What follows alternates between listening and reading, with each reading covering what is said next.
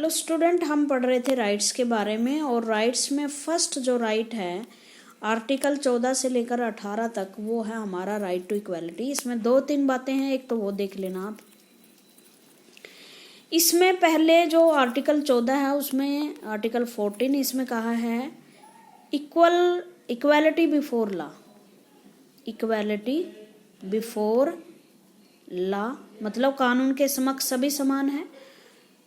और दूसरा है इक्वल प्रोटेक्शन ऑफ लॉ मतलब कानून के समक्ष कानून का समान रूप से संरक्षण किया जाएगा।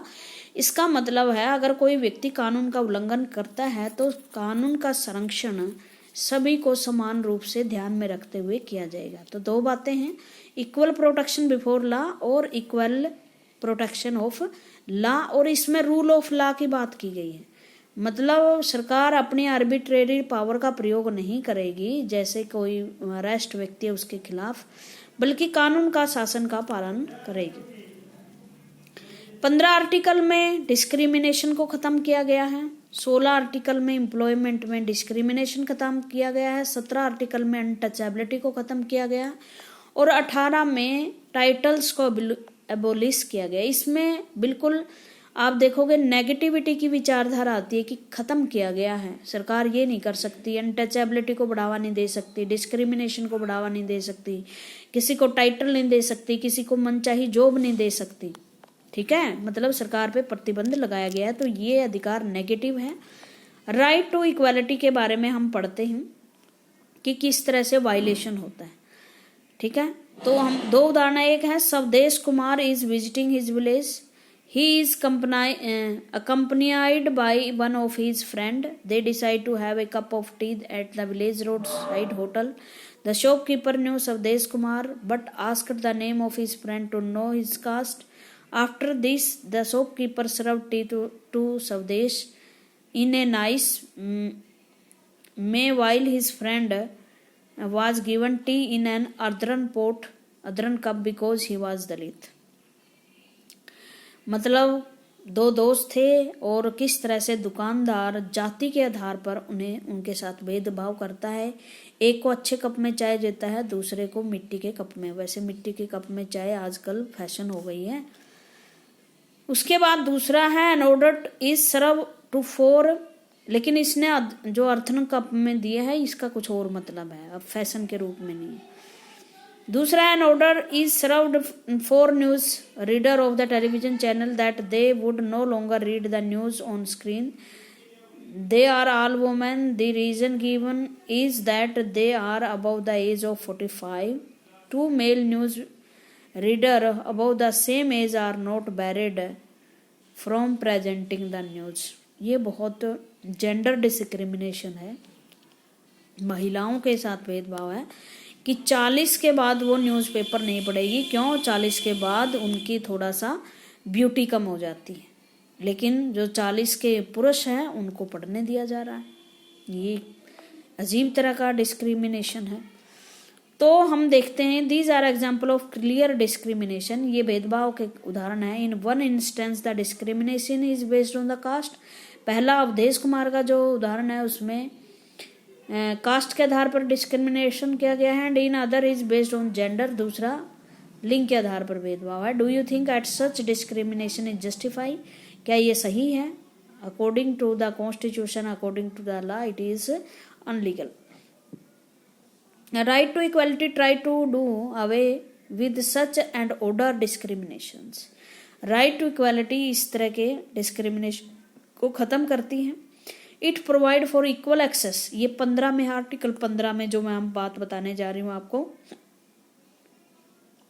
पब्लिक प्लेसेस पे। और पब्लिक प्लेस में जैसे वो चाय की दुकान भी हो सकती है, मंदिर भी हो सकता है पानी के लिए, तालाब भी हो सकता है, होटल भी हो सकता है, सिनेमा भी हो सकता है, कुएं भी हो सकते हैं, घाट जोहड़ जो भी हो सकते हैं, पूजा का स्थान भी हो सकता है। इसके आधार पर आप इस तरह का भेदभाव नहीं कर सकते। पब्लिक स्थान सबके लिए खुले हैं। प्राइवेट में आप अपनी जगह, मान लो आपने अपना कुआं घर में खुदवाया है और कोई कहे कि मैं पानी लूंगा, तो वो आपकी प्रॉपर्टी, आप मत लेने दीजिए। लेकिन अगर आपकी लोकेलिटी में कोई हैंडपंप है और उससे आप इस आधार पर भेदभाव करते हो कि नहीं आपकी जाति ये धर्म ये है, आप पानी नहीं ले सकते, वो गलत हो जाएगा। There can not be any discrimination in the access on the ground only the, और ये भी याद रखना, ये जो 5 चीज मैं बताऊंगी अब कि किस आधार पर डिस्क्रिमिनेशन नहीं किया जा सकता। देखो ये अपने आप नहीं जोड़ सकते तुम, क्योंकि ये संविधान के आर्टिकल 15 में डायरेक्टली बिल्कुल कॉन्स्टिट्यूशन में लिखा हुआ है, यही बेस है। अगर आप साउथ अफ्रीका की बात करो तो उसने डिस्क्रिमिनेशन को बहुत ज्यादा ब्रॉड किया, हमारे यहाँ तो सिर्फ ये ग्राउंड लिखे हुए हैं, रिलीजन, रेस, कास्ट, सेक्स और प्लेस ऑफ बर्थ। इनके आधार पर जो ये 5 भेदभाव है, इनके आधार पर आप किसी से भेदभाव नहीं कर सकते।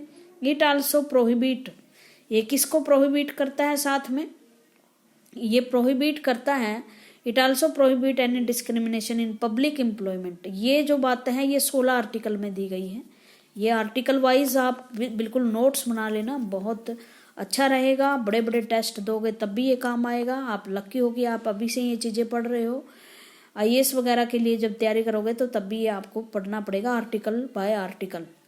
ये है आर्टिकल 16 में, it also prohibit any discrimination in public employment. जो ये ऊपर वाले 4 हैं, इसके साथ साथ एक और आएगा, प्लेस डिसेंट आएगा। इसमें आप 16 में आपको पब्लिक एम्प्लॉयमेंट में इक्वल अवसर दिया गया है, और इस डिस्क्रिमिनेशन के साथ के आधार पर आप किसी भी व्यक्ति के साथ भेदभाव नहीं कर सकते, मतलब उसे एम्प्लॉयमेंट में आने से मना नहीं कर सकते, नौकरी देने से मना नहीं कर सकते आप।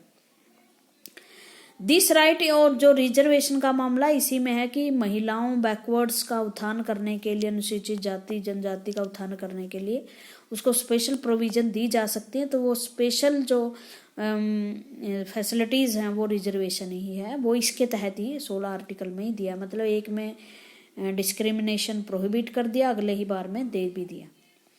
और ये चीज वो ही है ना जो आप इक्वल को इक्वल ट्रीटमेंट और अनइक्वल को अनइक्वल ट्रीटमेंट देने के सिद्धांत पर आधारित है ये इनइक्वालिटी हमारे संविधान में। This right is very important because our society did not practice equal access in the past, क्योंकि हमारी सोसाइटी में इक्वल राइट या इक्वल पहुंच नहीं थी अवसरों तक। जैसे कभी भी दलित व्यक्ति राजा नहीं बन सकता था, मंत्री नहीं बन सकता था जब राजाओं के और उनके शासन होते थे, ठीक है।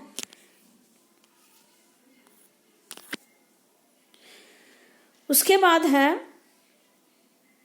और इनको ऊपर उठाने के लिए ऐसे रिजर्वेशन वगैरह चीजें दी गई हैं, सही है या गलत इसके बाद लिए हम बाद में डिस्कस करेंगे कभी।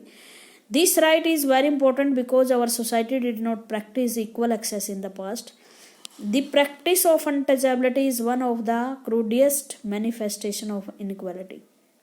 हमारे देश में इनइक्वालिटी का जो एक बड़ा स्रोत रहा वो है अनटचेबिलिटी, अस्पृश्यता। परिणाम लगा लो आप इसके कॉन्सिक्वेंस के, जाति के आधार पर जो कुछ व्यक्ति जो है, कुछ जातियां अछूत मान ली गई जिनको टच नहीं किया जा सकता, टच करने से आपकी पवित्रता भंग हो जाएगी। आर्टिकल 17 अनटचेबिलिटी को खत्म करता है, अबलिश द अनटचेबिलिटी को खत्म करता है। कानून बनाए गए हैं, अगर आप अनटचेबल को कुछ विशेष नाम से जिससे उसकी प्राइड कम होता है, डिस्ग्रेस होती है, तो उसको सजा मिल सकती है कानून के अनुसार। This has been abolished under to right to equality, और ये भी राइट टू इक्वालिटी के अंदर ही आता है। The same right also provide that the state shall contour no title, ये आर्टिकल 18 में है, जो अनटचेबिलिटी आर्टिकल 17 में है। और आर्टिकल आप 18 में अबलिशन ऑफ टाइटल्स, उपाधियां खत्म करना है। जैसे अंग्रेज पहले अपने जो पेट्स होते थे, जो क्रांतिकारियों के विरुद्ध अंग्रेजों का साथ देते थे किसी मामले में, उनको राय बहादुर, सर की उपाधि, मिस्टर की उपाधि इस तरह से दे देते थे। तो स्वतंत्र भारत में ये चीजें खत्म की गई ताकि वास्तव में डेमोक्रेसी आए। लेकिन इसके स्थान पर हम किसी भी व्यक्ति ने बहुत अच्छा काम किया हो समाज में तो उसको हम टाइटल, भारत रत्न जैसे सम्मान, टाइटल नहीं सम्मान देते हैं। ओके, उसके बाद है the practice of untouchability is one of the lead to manifestation, ये हो गया आपका।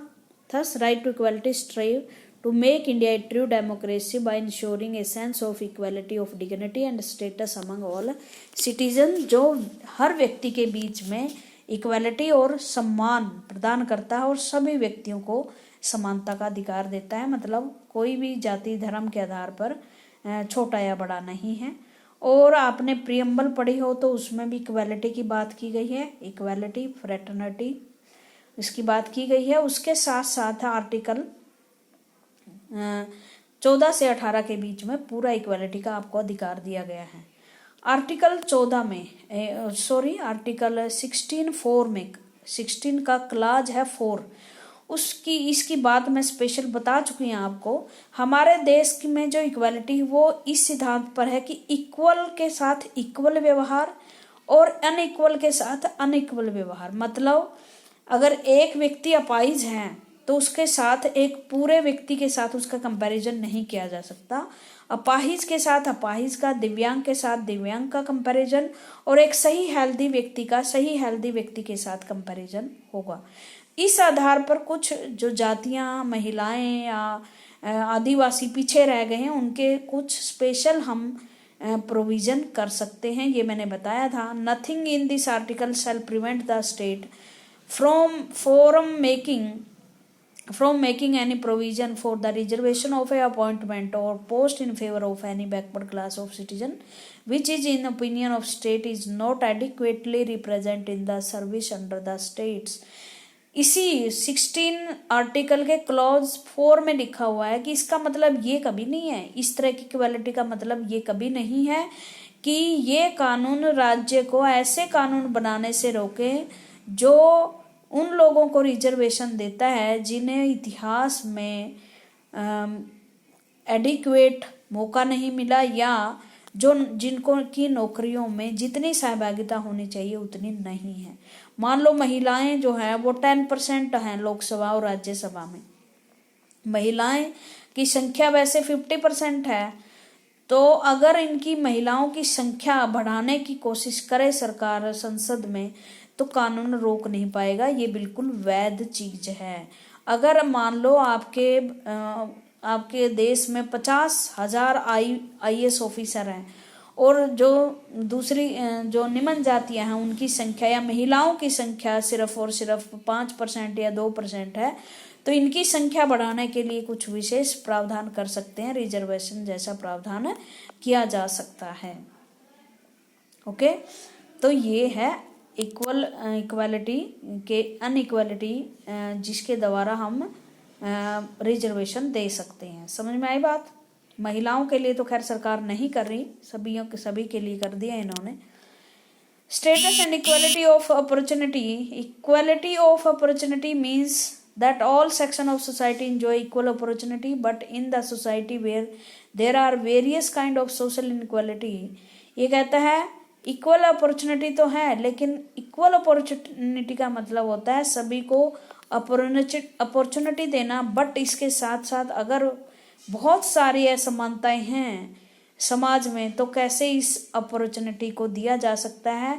तो कॉन्स्टिट्यूशन में ये क्लैरिफाई किया गया है कि जो सरकार है वो स्पेशल स्कीम और चीज़ें प्रोग्राम चला सकती है उन सर्टन सेक्शन की स्थिति को उभारने के लिए जिनकी जो अभी तक बैकवर्ड हैं, जैसे बच्चों को ऊपर उठाने के लिए, महिलाओं को, सोशली और एजुकेशनली बैकवर्ड क्लासेस को ऊपर उठाने के लिए ये जो रिजर्वेशन ये दी जा सकती है। You may have heard about reservation in job, जैसे आप नौकरियों में आपने रिजर्वेशन के बारे में सुना होगा, एडमिशन्स में सुना होगा। You would have wondered why this are reservation if we follow the principle of equality.